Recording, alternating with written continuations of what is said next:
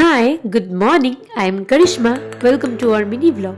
তো আজকে তাড়াতাড়ি সকালে উঠে পড়ছিলাম, উঠে ব্রাশ করে চলে গেছিলাম চান করতে। চান করার পরে মার আজকে রান্নাও কমপ্লিট হয়েছিল, তো ভাবলাম লাঞ্চ করে নিই। তারপরে খাওয়া দাওয়া করার পরে দেখলাম এদিকে বালি পাথরে চলে আসছে, কারণ আজকে আমাদের ছাদ ঢালাই হবে।